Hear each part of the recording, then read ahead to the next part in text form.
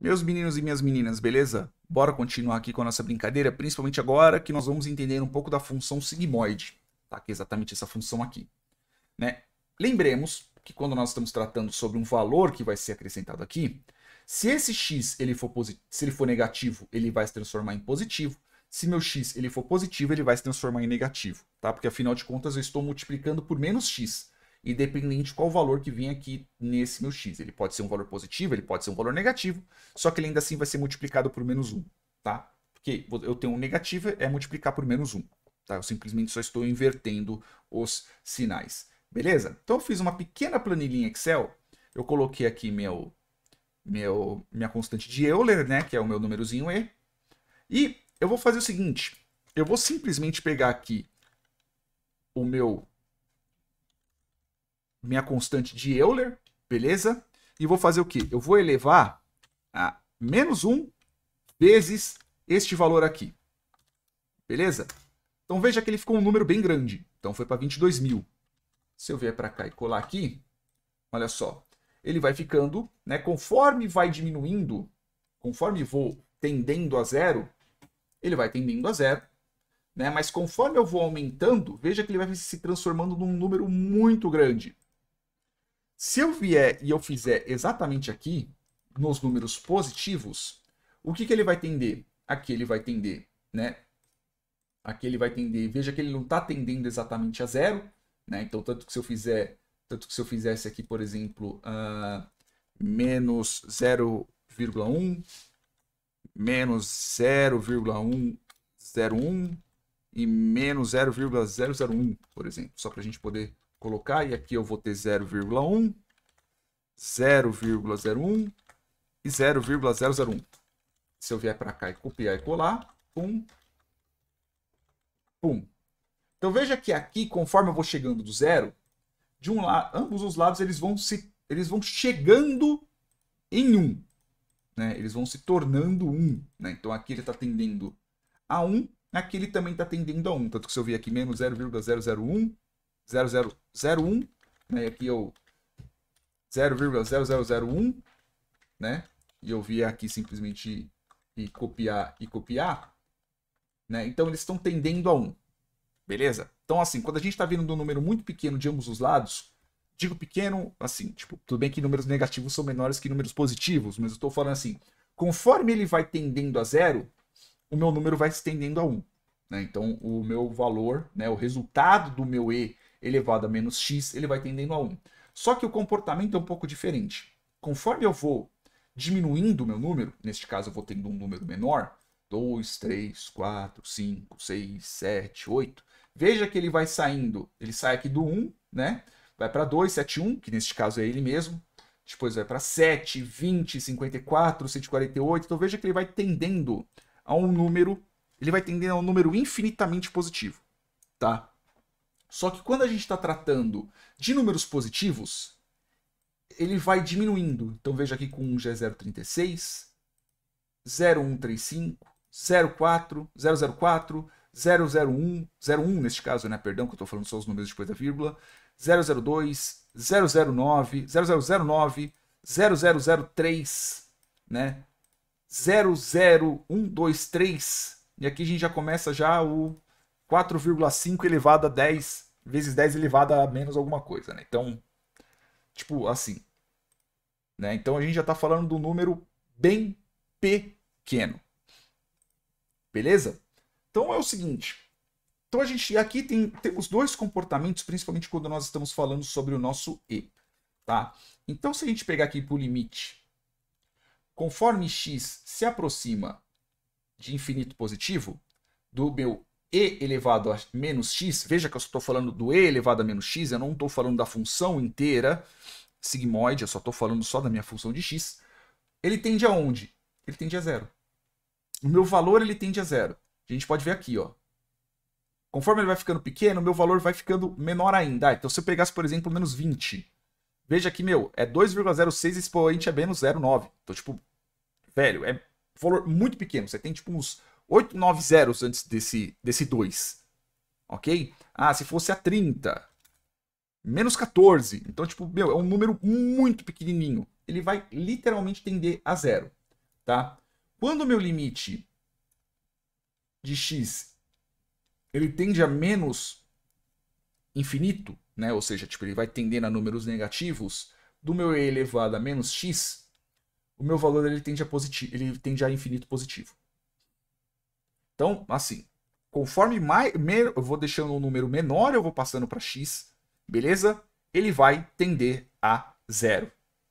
Beleza? Ele vai tender a infinito positivo, perdão. Então, se eu colocar, sei lá, menos 250, meu, eu vou ter um número muito grande, tá?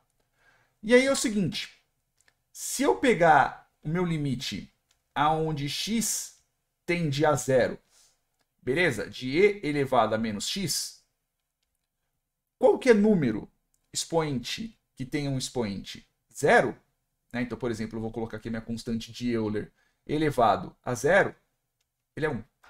Então veja que aqui ele é 1. Beleza? Tanto que a gente pode ver, inclusive aqui na própria função, né?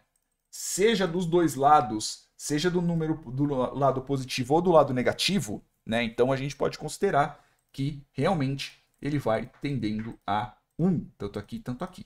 Então esses dois números aqui, ele vai tendendo a 1, tanto do lado esquerdo quanto do lado direito. Beleza? Então essa é uma coisa que a gente tem que entender, essas três características aqui, quando nós estivermos falando sobre a função inteira. Por quê? Porque agora nós vamos trabalhar com os limites da função. Vou até fazer com uma cor diferente para a gente ver que é algo diferente. Então nós vamos fazer o limite de x tendendo ao infinito, beleza? Da função sigmoide, 1 mais e elevado a menos x. Então é o seguinte, conforme eu vou tendo um número muito grande, né, um número positivo muito grande de e de x, o que acontece? O meu número, o meu e de x, ele vai tendendo ao quê? Ele vai tender a zero. Esse resultado aqui, ele vai tender a zero. Então, o que vai acontecer? Eu vou ter um mais um número muito pequenininho, que vai quase ser zero. Então, digamos aqui que ele vai ser zero. Beleza? Então, o meu limite, então 1 mais 0 é igual a zero. Né? 1 mais 0 é igual a 1, porque afinal de contas, somar com zero, um número quase zero, é a mesma coisa que somar com zero praticamente. Né? Então, o limite é 1. Ele vai tender a 1 quando o meu x ele estiver indo a um número positivo. Tá bom? Agora, se eu tiver com o meu limite aqui, limite de x tendendo a um infinito negativo, beleza? Da minha função sigmoide, 1 mais e elevado a menos x, o que vai acontecer? O meu e aqui ele vai ser um número muito grande. Beleza? Então vamos considerar. Vamos pegar um exemplo aqui, tá? Então a gente vai pegar aqui um exemplo de 1 mais 1 milhão. Ok? Vamos colocar um número desse. 1 mais 1 milhão. Que vai ser um baita do númerozão. Né? Que eu lembro é a mesma coisa que a gente pegar 1 vezes 10 elevado à sexta. Vamos ver se eu não estou errando. Então, 1 vezes 10 elevado à sexta. É a mesma coisa, exatamente. Então, 1 vezes 10 elevado à sexta. Então, eu vou colocar aqui 1 vezes 10 elevado à sexta. Beleza? Ou só 10 elevado à sexta, não tem problema nenhum. Beleza? Então, imaginemos isso. Tá? Que 1 elevado a 1, 1 vezes 1 é a mesma coisa, simplesmente só 10 elevado à sexta. Ou seja, a gente está dividindo por 1 milhão e 1. Então, o que vai acontecer com isso daqui? Esse daqui vai tender a zero. Por quê? Porque a gente vai ter um número tão grande na divisão. Então, imagine, por exemplo, 1 dividido por 1 milhão. Meu, eu vou ter 0,001. Então, eu vou ter um número muito pequenininho. Então, desse jeito aqui, o número tende a 1. O número tende a zero. Tá bom? Ele vai tender a um número zero. Ele vai tender a um número muito pequeno. E quando o limite de x ele tende a zero, né? De 1, neste caso aqui é 1, né? Perdão. 1 sobre 1 mais e elevado a menos x, que neste caso ele vai tender a 1, né?